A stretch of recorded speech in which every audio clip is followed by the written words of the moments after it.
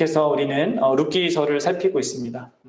참 어떻게 시간이 오묘하게도 참 이 크리스마스 시즌하고 맞아가지고 룻기서가 지금 사실 뭐 베들레헴에서 일어난 것이 주요한 내용이잖아요.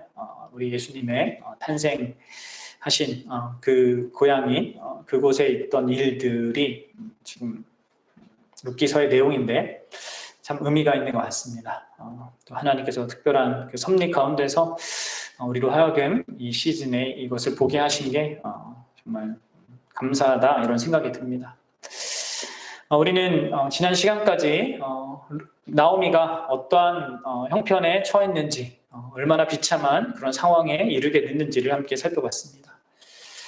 기근을 피해서 땅으로 넘어왔는데 나오미가 경험한 건 무엇이었습니까? 남편을 잃고 또 두 아들마저 잃었습니다. 그리고 이제 남은 것은 나오미 자신과 두 아들의 며느리인 오르바와 룻만 남았죠. 모든 것이 다 무너져 내린 그런 현실과 같았는데 그녀의 귀에 복음의 소식이 들려옵니다. 바로 여호와께서 자기 백성을 돌보셨다. 그래서 베들레헴에 양식을 주셨다 하는 그 소식이 들립니다. 이제 그는 절망했던 그 자리에서 일어나서 다시금 이 자신의 고향 땅으로 돌아가고자 하죠. 두 자부가 그 길을 함께 합니다.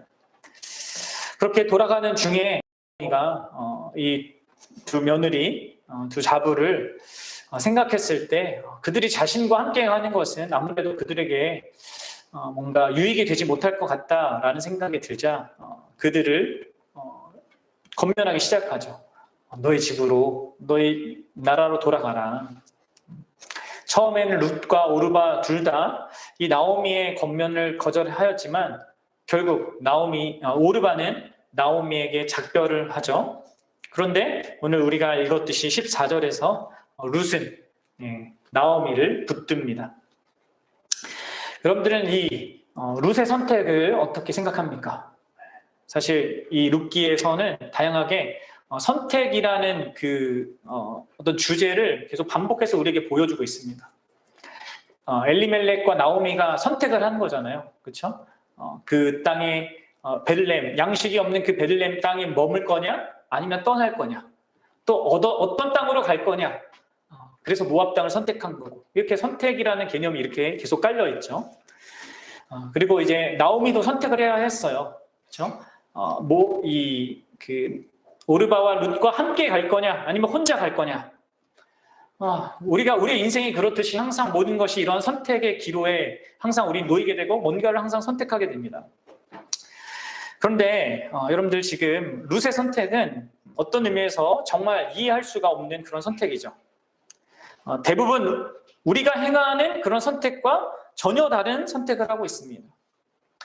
우리가 선택할 때 어떤 다양한 조건이 있을 때 그 가운데 우리가 선택을 하는 때를 한번 생각해 보십시오. 우리는 무엇을 우선적으로 생각합니까? 결국 이 선택이 나에게 어떤 유익이 있을까? 그것을 생각합니다. 그리고 그 유익을 가장 최대화할 수 있는 그 길을 가늠하는 가운데 선택을 하죠. 여러분들의 과거를 생각해 보십시오. 대학 선택도 그랬고 직장 선택도 그렇고 심지어 이제 배우자를 선택하는 것까지 우리에게는 다 이러한 것이 작동합니다. 우리의 유익, 이게 작동하는 것이죠. 보다 나은 삶, 지금보다 나은 삶, 그것이 궁극적인 선택의 이유일 때가 많습니다. 그리고 그것은 너무나 자연스러운 것이고 또 당연한 것입니다. 그게 꼭 나쁘다, 비난받을 만한 그런 일은 아닙니다. 사실 오르바의 선택이 그랬던 것이죠. 그런데 이 룻의 선택은 도대체 이해가 되지 않는 선택입니다. 심지어 나오미조차도 왜 이렇게 선택하는지 이해를 못할 정도인 것이죠. 그래서 지금 나오미는 다시 룻을 선택하고 있는 거예요. 그럼 룻기 1장 15절을 보세요. 읽어보겠습니다. 시작. 나오미가 또 이르되 보라 내 동서는 그의 백성과 그의 신들에게로 돌아가나니 너도 너의 동서를 따라 돌아가라 하니. 룻이 오르바처럼 나옴에게 인사를 하고 떠나야 되는 게 정상인데 그렇지 않고 계속 이 자신에게 머물러 있고자 하자 나오미가 이해할 수 없는 것이죠. 그러자 다시 나오미는 이 룻을 설득합니다. 그것도 여러 가지 그가 마땅히 그렇게 선택해야 할 타당한 그 이유들을 세 가지나 제시하면서 그렇게 말하고 있죠. 먼저는 뭐라고 하고 있습니까? 내 동서는 그렇게 돌아가지 않았냐 이렇게 하면서 너와 가까운 사람, 너의 그 동류인 자들, 그 자들은 항상 이렇게 행동한다. 지금 이렇게 나오미는 그 룻을 설득하고 있는 겁니다. 아니 누구나 너 동서를 봐라. 이 누구나 이런 상황이라면 바로 이렇게 행동해야 하는 게 아니냐. 모든 사람들이 그렇게 행동하는데 어떻게 너는 계속 여기 남아 있으려고 하는 거냐? 그렇지 않으면 너는 이상한 사람 되는 거야. 이런 말을 지금 나오미가 룻에게 하고 있는 거예요. 그렇죠? 그럼 이 대중의 힘이란 거 있잖아요. 예, 많은 대중이 그렇게 생각하고 있는데 나만 그렇게 행동하지 않는다. 그러면 참 어떤 따가운 시선을 받게 되겠습니까? 또 뭔가 내가 이상한 사람이 되는 그런 상황이 벌어지는 것이죠. 그러니까 이런 이유를 들면서 나오미가 룻에게 돌아가라고 합니다. 게다가 그것도 모자라서 이 나오미는 이렇게 얘기하죠. 그의 백성과 그의 신들에게로 돌아갔다. 내 동서가 그의 백성과 그의 신들에게로 돌아갔다. 뭘 얘기하는 겁니까? 문화적인 차이 그리고 종교적인 차이가 있다. 너가 나랑 같이 간다는 것은 엄청난 것을 예상하는 건데 너의 백성하고는 전혀 다른 백성과 어울려야 하는 것이고 또 그곳에 가면 너는 마치 이방인과 마찬가지인데 어떻게 너가 대우를 받을 수 있겠냐. 제대로 네가 이 땅에서 너의 백성들과 함께 살 때 누릴 수 있고 얻을 수 있는 그 모든 것들을 왜 다 포기하고 이방인이 되는 어쩌면 멸시천대를 받을 수도 있는 그 자리에 가려고 하냐 이렇게 얘기하고 있는 것이죠. 게다가 이제 이 나를 따라서 간다는 것은 너가 믿었던 그 신을 버리고 여호와 하나님을 선택한다는 것을 의미하는데 그것은 또한 얼마나 큰 삶의 그 변화를 가져와야 하는 것이고 또 얼마나 큰 그 희생과 그 수고를 감내해야 되는 것이냐 이런 것들을 지금 말하고 있는 것입니다. 그러니까 당연히 그 룻이 그 땅에 남아야 하고 자기의 부모님의 집으로 돌아가야 할 이유를 계속 또 제시를 하는 거예요.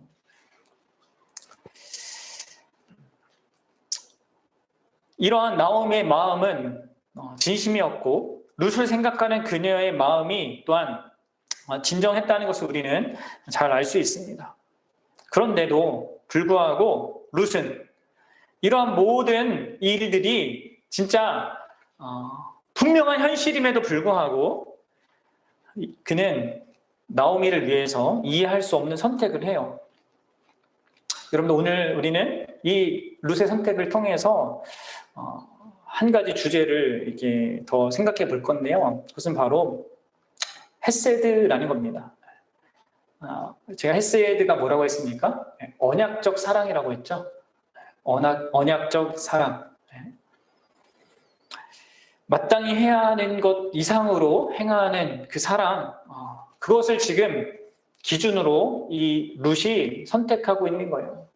그래서 우리는 룻의 이 선택을 통하여서 그 언약적 사랑인 헤세드의 본질이 무엇이고 또 그 헤세드의 사랑의 그 원천, 그것을 가능케 하는 그 원천이 무엇이며 또 이 헤세드의 사랑을 행하는 것이 얼마나 복되고 영광스러운 것인가 라는 그 측면을 함께 좀 생각해 보고자 합니다. 여러분들 다시 한번 이 룻의 선택을 생각해 보십시오. 룻이 나오미와 함께 하겠다고 하는 것, 룻이 나오미를 붙잡은 그것은요, 아무런 자신에게 유익이 되는 것이 없었습니다. 나오미에게는 전혀 기대할 만한 것이 아무것도 없었죠. 외적으로 보면 이스라엘이란 나오미가 돌아가고자 했던 그 이스라엘, 유대 땅은 모압의 압제도 이 사사기 시대 때 받았던 그런 약소국이었어요. 게다가 인간적으로 보자면 나오미의 집도 문제가 많아도 너무 많았습니다. 그렇죠? 그 집안이 다 어떻게 됐습니까? 여호와 하나님을 믿는데 그 하나님을 믿어서 징계를 받아 남자들이 다 죽었어요. 보통 사람 같으면 그런 신이라면 나는 안 믿을 거야 하고 불평하면서 떠나는 게 맞지 않겠습니까? 적어도 신의 그 간섭이 두렵다고 한다면 그렇게 뭔가 나에게 해코지를 할 수도 있다라는 그런 생각이 든다면 어쩌면 오르바처럼 이 나오미가 떠나라고 할 때 그 타이밍에 딱 맞춰서 지혜롭게 피하는 것이 훨씬 나은 선택이었습니다. 그렇죠? 그렇게 자기 살 길을 찾는 것, 그것이요 기본적인 그런 사람들의 반응일 것입니다. 그런데도 같이 하겠다 이렇게 얘기하고 있는 거예요. 그럼 이것은 룻이 스스로 자신의 앞날을 포기한 것과 다름없습니다. 그것도 룻은 나오미에게 위로와 동반과 또 필요를 채우기 위해서 그렇게 한 것이죠. 나오미에게 작은 소망을 주기 위해서 그렇게 한 것입니다. 그것을 위해서 이 룻은 친구와 가정과 나라를 버렸습니다. 그런데 이 룻이 행한 이 일이요, 그때 당시에 사람들이 정말로 쉽게 할 수 있는 그런 일이 아니죠. 특별히 여성이, 그것도 과부가, 비참함을 경험하고 있는 그 과부가 할 수 있는 일이 스스로 할 수 있는 일이 결코 아닙니다. 그 당시 말씀드렸다시피 남성 중심적인 그런 사회 속에서 이 남성들이 지배하는 그 세상에서 남자와 결혼하기를 포기하는 것, 그것은 그냥 인생을 포기하는 것과 마찬가지입니다. 자신의 생존에 절대적으로 중요한 남편과 또 자녀들이 반드시 있어야 되는데 그럴 가능성을 다 포기하는 것이죠. 자신의 미래를 말 그대로 몽땅 던져버린 것입니다. 나오미에게 희망이 되기 위해서 그렇게 한 것이죠. 이런 큰 손해를 이 룻이 감당한 것입니다. 우리는 바로 이 룻에게 그런 성경이 말하고 있는 헤세드의 그 사랑, 언약적 사랑의 본질이 무엇인가, 그것을 확인하게 되는 것입니다. 여러분들, 이것이 헤세드의 사랑, 언약적 사랑의 본질입니다. 우리가 가정 안에서 남편과 아내가 행해야 될 그 사랑, 우리가 하나님과 관계 속에서 우리가 행해야 될 그 사랑, 우리가 교회로서 행해야 될 그 사랑의 본질이 바로 이거라는 거죠. 뭐예요? 다른 사람의 유익을 위하여서 자신을 희생하는 겁니다. 여러분들, 참된 사랑, 진짜 성경이 말하는 사랑은 이런 사랑인 것이죠. 성경이 말하는 헤세드, 은혜라고도 번역되는 그 사랑은 언제나 이런 사랑입니다. 사랑하는 대상을 위해서 자신의 삶을 좁히고 제한하는 겁니다. 자신을 좁은 곳에 가두는 것입니다. 그럼 이것이 하나님이 보이신 사랑이고 하나님의 백성들이 드러내야 될 사랑인 것이죠. 사실 나오미가 오르바와 룻에게 돌아가라고 한 것도 헤세드 사랑의 일종이었습니다. 그렇죠? 그럼 나오미의 입장을 생각해 보십시오. 남편을 잃고 두 자식을 잃고 자신은 늙었습니다. 오르바와 룻이 자신과 함께하는 것이 인간적으로는 자신에게 더 유익한 점이 많습니다. 하지만 나오미는 오르바와 룻이 자신을 떠나는 게 그들에게 더 유익하다는 것을 알았죠. 그래서 그들을 자신 옆에 남겨두어서 자신이 어떤 그들로부터 혜택과 유익을 보기보다는 권하여서 그들이 자신을 떠나 더 유익한 것을 누릴 수 있도록 한 겁니다. 그런 기회를 주는 거죠. 그런데 지금 룻의 헤세드가 나오미의 헤세드를 앞지른 거예요. 그런 거 있잖아요. 이렇게 나중된 자가 먼저 된다는 얘기가 있지 않습니까? 룻이 그러한 지금 경우를 보여주고 있는 것이죠. 이런 헤세드의 사랑을 여러분 우리가 제일 크게 경험할 때가 바로 자녀들을 키울 때입니다. 자녀들을 키울 때. 우리는 자녀들을 키울 때 이 부모는요 자기 자신을요 제한할 수밖에 없습니다. 자기의 그 어떤 활동 범위와 모든 것들을요 다 제한할 수밖에 없어요. 심지어 부부 사이도요, 둘만의 오붓하게 보내는 그런 시간조차 그것을 다 포기할 수밖에 없습니다. 항상 자녀들에게 시선과 관심을 줄 수밖에 없는 것이죠. 저희도 돌아보면 그렇습니다. 뭐 매운 거 먹기도 포기하고, 또 뭐 그렇게 좋아하는 커피 먹기도 포기하고, 그리고 밤에도 또 일찍 자고, 일찍 자야 하고, 뭐 나중에 다시 일어난다 하더라도 모든 그것들을 다 거기 자녀에게 바칠 수밖에 없지 않습니까? 여러분, 사랑 때문에 꼼짝없이 갇히는 것, 그것이 여러분들 헤세드의 사랑입니다. 사랑은 언제나, 참된 사랑은 자신을 제한하는 겁니다. 다른 사람의 유익을 위해서. 참되고 살아계신 하나님도 바로 그러하신 분입니다. 우리를 향한 그 헤세드의 사랑 때문에 하나님은, 성부 하나님은 자기 자신을 제한하시는 거예요. 마치 꼼짝없이 갇혀있는 것처럼 그분도 우리를 위해 자기 자신을 제한하신다는 거예요. 자신의 영광이 훼손당하는 것까지 감수하십니다. 아시죠, 여러분들? 얼마나 하나님이 택한 백성들이 하나님의 영광을 가렸습니까? 그렇다고 해서 하나님이 그것을 그들을 내팽개친 것이 아니라 자기 영광의 훼손을 당하면서도 끝까지 그들을 사랑하십니다. 예레미야서 31장 3절에 이렇게 얘기하고 있어요.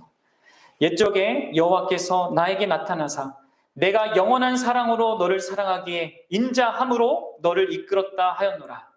하나님이 이스라엘 백성에게 얘기하는 겁니다. 내가 영원한 사랑으로 너를 사랑하기에 인자함으로, 이것이 바로 헤세드인데, 헤세드의 사랑으로 너를 이끌었도다. 이렇게 얘기하고 있어요.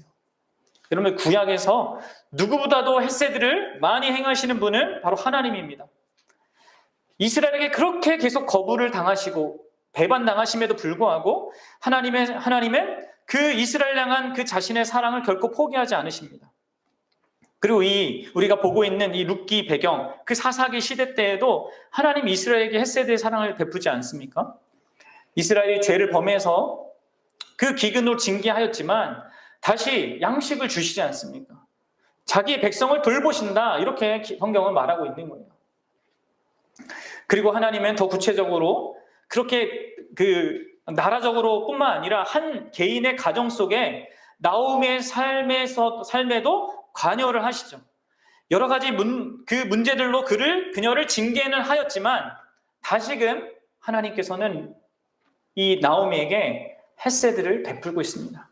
그것을 바로 룻을 통해서 하고 있는 거예요. 여러분, 그래서 어떤 목회자는 이 룻이 나오미의 애통에 대한 하나님의 응답이다, 이렇게 말했습니다. 그러니까 나오미가 13절에서 여호와의 손이 나를 치셨으므로 나는 너희로 말미암아 더욱 마음이 아프다, 이렇게 하소연을 했는데, 바로 그런 나오미에게 룻이 하나님의 그 헤세드를 증언하는, 보여주는 그 사랑의 손이 된 거예요. 그래서 나오미를 꼭 붙들고 있는 겁니다. 그래서 여러분들 14절 다시 보십시오. 14절 마지막 보면 룻은 그를 붙쫓았더라, 이렇게 말하고 있습니다. 여러분, 여기에서 붙쫓다라는 단어가 히브리어로 다박라는 그런 단어인데, 이 단어가 창세기에 가면 아담과 하와가 결혼하는 그 맥락에서 쓰이는 거예요. 2장 24절인데 들어보세요. 이러므로 남자가 부모를 떠나 그의 아내와 합하여 둘이 한 몸을 이룰지라. 여기서 합하여라는 단어가 다바크라는 단어예요. 붙들다, 붙여지다. 그러니까 창세기에서는 결혼 관계의 그 결속을 묘사하기 위해 사용됐는데, 지금 여기에서는 룻이 나오미를 향해서 그처럼 강력한 그 관계로 그를 붙든다, 이렇게 지금 얘기하고 있는 겁니다. 결혼 관계와 비슷한 그런 관계성으로 이렇게 한다는 거예요. 근데 여러분들, 예수님께서 그 창세기 2장 24절을 신약에서 이렇게 설명했잖아요. 기억나세요? 말씀하기를, 잘 들어보세요. 그러므로 사람이 그 부모를 떠나서 아내에게 합하여 그 둘이 한 몸이 될지라 하신 것을 읽지 못하였느냐.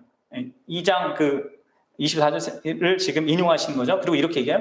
그런즉 이제 둘이 아니요 한 몸이니 그러므로 하나님이 짝지어 주신 것을 사람이 나누지 못할지니라. 지금 이 합하여라는 그 장면을 어떻게 예수님이 설명하고 있습니까? 하나님이 짝지어 준 것이라고 말하고 있어요. 그렇죠? 그 창세기 본문에서 남자와 여자가 결정한 겁니다. 그렇죠? 하나님 앞에서. 근데 그것을 하나님이 짝지어 준 걸로 얘기하고 있어요. 지금 룻이 나오미를 붙잡도록 딱 선택한 겁니다. 근데 뭐예요? 하나님이 그를 붙든 거예요. 나오미를 붙든 거예요. 그 이야기를 하고 있는 거예요. 그들의 행동, 그 배경에 하나님이 계시다는 것을 말해주고 있는 것이죠. 룻은 이처럼 자신의 모든 것을 포기하고 오직 나오미의 유익을 위하여서 자신을 희생하기로 결단합니다. 그리고 여러분들 이러한 결단은 사실 쉽지 않은 것이죠. 그렇죠? 이것을 어떻게 스스로의 능력을 할 수 있겠습니까? 여러분들 그래서 18절을 보세요. 여기 보면 나오미가 룻이 자기와 함께 가기로 굳게 결심함을 보고 그에게 말하기를 그치니라. 여기서 결심하다, 굳게 결심하다라는 단어가 그 원어로 하면요, 온 힘을 다하다라는 거예요. 그러니까 지금 이 룻이 쉽게 일을 한 것이 아니라 자기의 온 힘을 다해서 그렇게 나오미를 붙든 겁니다. 그럴 수밖에 없는 것이죠. 온 힘을 다할 수밖에 없습니다. 뭐 하기 위해서는요? 헤세드의 사랑을 하기 위해서는요, 온 힘을 다할 수밖에 없어요. 그것은 왜 그렇습니까? 자신을 부인해야 하는 것이거든요. 자기 유익을 구하고자 하는 인간 본성을 억누러야 하는 것이거든요. 자기를 포기해야 되는 것이거든요. 그러니 여러분들 이것은 룻에게 결코 쉬운 것이 아닙니다. 온 힘을 들여서 자아를 죽여야만 하는 그런 일이었던 거예요. 그러면 여러분들 도대체 룻은 어떻게 이러한 헤세드의 사랑을 선택하고 그렇게 결단할 수 있었을까요? 온 힘을 다해서 그 일을 할 수 있었을까요? 시퍼렇게 살아있는 그 자신 안에 있는 자기 유익을 구하고자 하는 그 자아를 죽이고 오직 타인의 유익을 위하여서 자신의 모든 것을 어떻게 포기할 수 있었겠습니까? 여러분들 어떻게 룻이 그럴 수 있었다고 생각하십니까? 다양한 이 추론을 우리가 해볼 수 있습니다. 먼저 이렇게 생각해 볼 수도 있겠죠. 어쩌면 룻의 집안의 형편이 너무 끔찍해서 막장 드라마가 나오는 그런 집안이라서 돌아가기를 꺼려했다.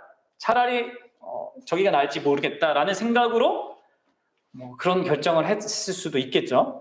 그런데 이는 나오미가 울면서 너의 어머니 집으로 돌아가라 한 그 애정어린 겉면과 전혀 반대되는 생각입니다. 그렇죠? 그래서 그것은 말이 안 돼요. 그리고 두 번째로 그냥 룻이 다만 너무 착해서 그냥 성품적으로 워낙 다른 사람을 배려하는 다른 사람이 그 힘들어하는 것을 못 보고 지나치는 사람이기 때문에 그렇게 했다라고도 생각할 수도 있겠습니다. 그럴까요? 어떻습니까? 아무리 그렇게 다른 사람을 배려하고 그렇게 착한 그 성품을 갖고 있다 하더라도요, 사실 룻이 여기에서 자기가 온 힘을 다해서 선택할 정도로 이렇게 정말 깜깜한 미래, 그리고 자기의 모든 것을 포기할 뿐만 아니라 미래에 어떤 소망도 없는 어떤 것을 선택하는 것은요, 이게 착하다고 이게 가능한 일이 아닙니다. 그렇죠? 여러분 인간적인 모든 생각을 생각으로 이렇게 룻의 선택을 추론했을 때 우리가에겐 답이 없습니다. 그러면 답은 단 한 가지밖에 없어요. 그럼 뭐겠습니까? 이러한 참된 사랑할 수 있는 게 무엇이겠습니까? 그것은 믿음 때문입니다. 그리고 이게 믿음이요, 결국 헤세드 사랑을 행하는 것의 원천이에요. 믿음. 바로 참되고 살아계신 하나님에 대한, 여호와 하나님에 대한 믿음을 가졌기 때문에 바로 룻이 이러한 선택을, 이러한 결단을, 또 헤세드의 사랑을 행할 수 있었다는 거예요. 그것이 룻의 그 고백에 16절부터 18절에 선명하게 드러나고 있는 거예요. 그럼 다시 한번 읽어보십시오. 16절부터 18절 읽어봅시다. 시작. 룻이 이르되 내게 어머니를 떠나며 어머니를 따르지 말고 돌아가라 강권하지 마옵소서. 어머니께서 가시는 곳에 나도 가고 어머니께서 머무는 곳에서 나도 머물겠나이다. 어머니의 백성이 나의 백성이 되고 어머니의 하나님이 나의 하나님이 되시리니 어머니께서 죽으시는 곳에서 나도 죽어 거기 묻힐 것이라. 만일 내게 죽는 일 외에 어머니를 떠나면 여호와께서 내게 벌을 내리시고 더 내리시기를 원하나이다 하는지라. 아멘. 보이십니까 여러분들?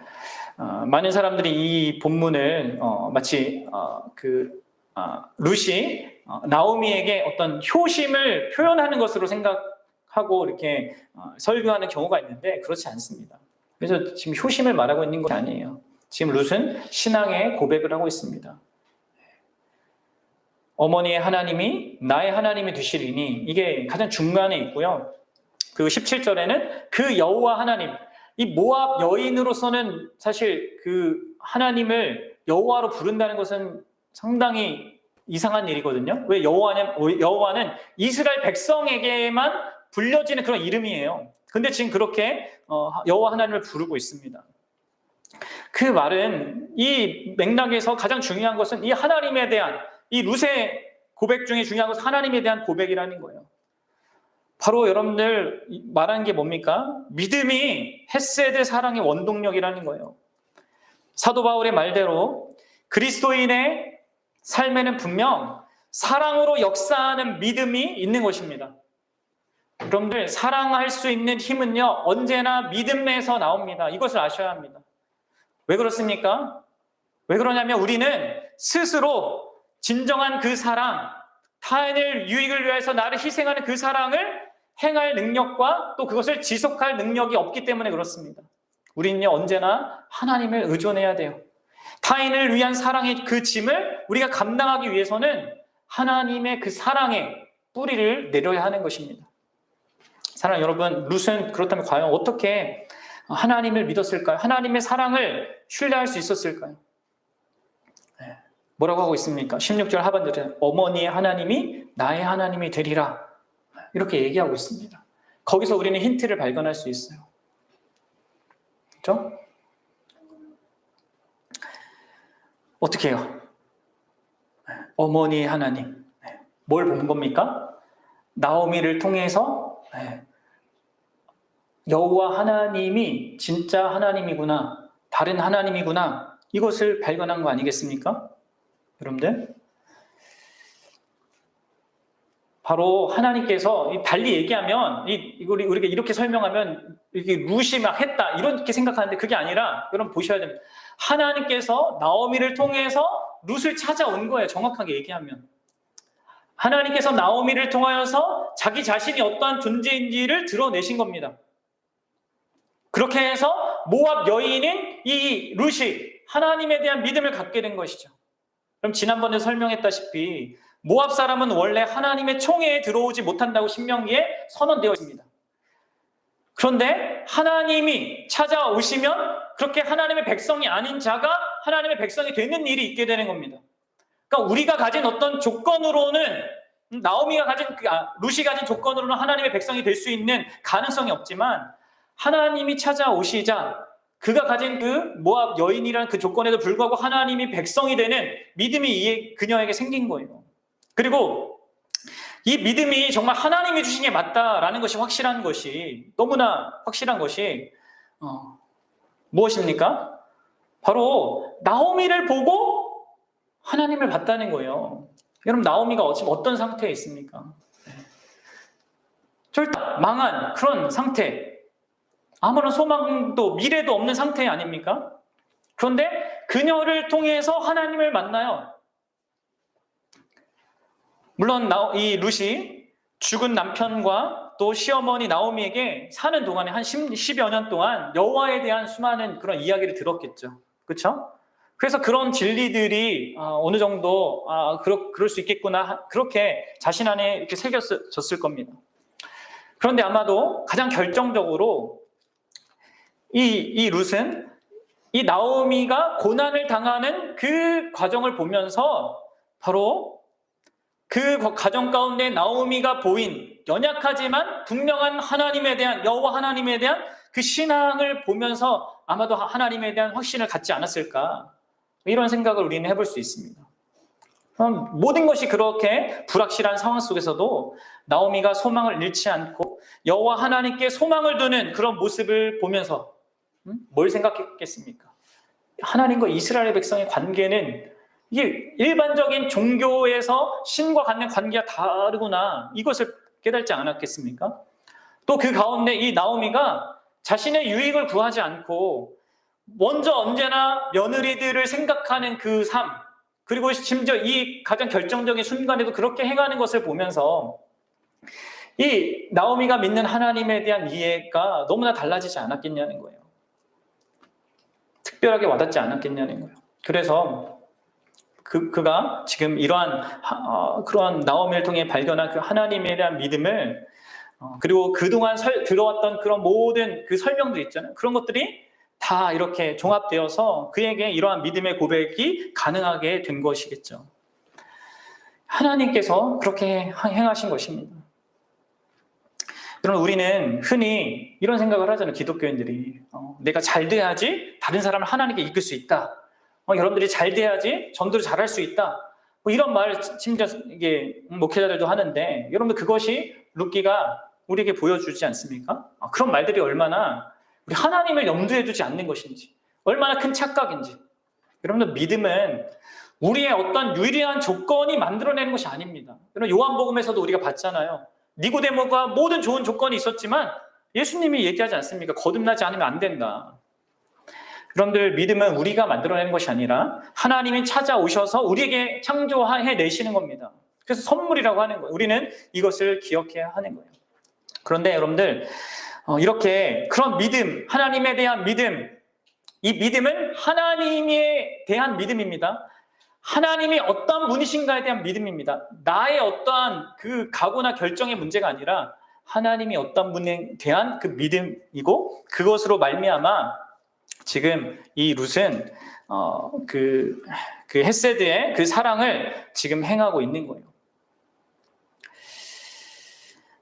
나오미가 그렇게 행하는 이유, 자기의 유익보다 항상 며느리 두 자부의 유익을 이렇게 위하여서 행한 그것이 결국 그가 믿는 하나님이 어떤 분인지를 보여주는 거잖아요. 그가 믿는 하나님이 결국 그렇게 언제나 자기 백성의 유익을 구하는 하나님이라는 것에 대한 이해가 있고 그것을 믿을 수 있었기 때문에 이 룻도 그러한 것을 지금 행할 수 있게 되는 거예요. 여기서 우리가 확인하는 게 그겁니다. 하나님의 헤세드의 사랑, 하나님이 어떤 분인가에 대한 그 믿음이 우리의 헤세드 그 사랑을 가능케 한다는 것이죠. 그리고 여러분들 바로 그런 헤세드의 사랑이 한 사람의 인생을 변화시키고 또 그 가정을 변화시키고 많은 것들을 변화시킵니다. 그리고 그렇게 한 모든 것들이 바로 말씀드린 하나님에 대한 믿음으로 말미암는 것입니다. 따라서 믿음이 있는 자는 헤세드의 사랑을 하게 되고 또 그 사랑, 헤세드의 사랑을 하는 자는 그 믿음을 주신 하나님 자신을 드러내게 되는 겁니다. 사랑하는 여러분, 그래서 헤세드의 사랑을 행하는 자의 복과 영광은 다른 무엇이 아니라 그로 인해서 인하는 변화 그 자체가 아니라 그 헤세드의 사랑을 행함으로 말미암아 그 헤세드의 사랑의 원천인 그 하나님이 드러나신다는 거예요. 그것이 헤세드의 사랑을 행하는 모든 하나님의 백성들의 영광이고 복이라는 겁니다. 자신의 유익을 구하지 않고 오직 다른 이의 유익을 구하는 이 헤세드의 사랑을 행하는 자는 바로 그렇게 그 복음의 영광, 하나님이 어떤 분이냐, 하나님이 우리를 위해 뭘 했냐, 그것을 보여주는 작은 통로가 된다는 거예요. 우리가 사랑으로 누군가를 위해서 죽을 때 사랑으로 우리를 위해서 죽으신 바로 예수 그리스도가 드러나는 겁니다. 나오미에게 하나님의 헤세드의 그 사랑의 손길이 되어 주었던 룻, 그는 어떤 면에서 하나님의 헤세드의 그림자를 보여주는 것과 다름없습니다. 말씀드렸다시피 헤세드의 사랑을 행하는 그 실체, 그 주체, 결정판은 바로 하나님 자신인 것이죠. 그리고 그 하나님의 헤세드의 사랑을 실제적으로 우리에게 가장 완벽하게 보여주신 분이 계시죠. 그분은 바로 룻의 후손으로 오신 바로 우리 주 예수 그리스도이세요. 사랑하는 여러분, 하나님께서 우리 죄인들에게 보이신 그 놀라운 헤세드의 사랑, 언약적 사랑, 자신이 행해야 하는 것보다 더한 그 희생과 수고를 통하여서 큰 유익을 가져다 준 그 사랑을 생각해 보십시오. 그 예수 그리스도가 보인 사랑을 생각해 보십시오. 그분이 행한 선택을 생각해 보십시오. 그분은 룻과 비교할 수 없는, 또 더 이해할 수 없는 놀라운 결정과 선택을 했습니다. 그리고 룻과 비교할 수 없는 그 고난의 모든 과정을 거쳤고 심지어 죽으셨어요. 그것도 누구를 위해서요? 소망 없는 나오미와 같은 죄로 말미암아 죽어있는 바로 우리들을 위해서, 아무 소망이 전혀 없는 바로 우리를 위하여서 그 헤세드의 사랑을 행하셨습니다. 그리고 그것을 위해서 그분이 자신의 전부를 포기하셨죠. 그리고 우리를 온 힘을 다해서 사랑하셨습니다. 요한복음 13장 1절에서 예수님 이렇게 얘기하세요.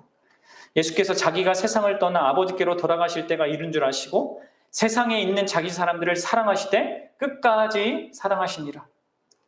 사랑하는 여러분, 룻이 나오미에게 당신의 하나님이 나의 하나님이 될 것입니다 라고 그렇게 말했죠. 그런데 예수님은 우리에게 이렇게 얘기합니다. 나의 아버지가 너의 아버지가 될 거나. 룻은 당신이 죽는 곳에 내가 같이 죽겠습니다 이렇게 얘기했죠. 그런데 여러분들, 예수님은 너가 죽는 곳에 내가 대신 죽을 거고 내가 사는 곳에 너도 영원히 살 것이다 이렇게 얘기하셨습니다. 그리고 그것을 이루기 위해서 여러분들 십자가에 못 박혀 죽으셨어요. 그리고 부활하셨죠.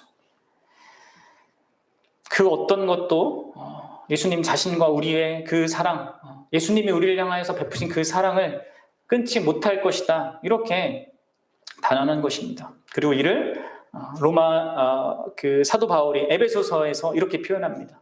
잘 들어보세요.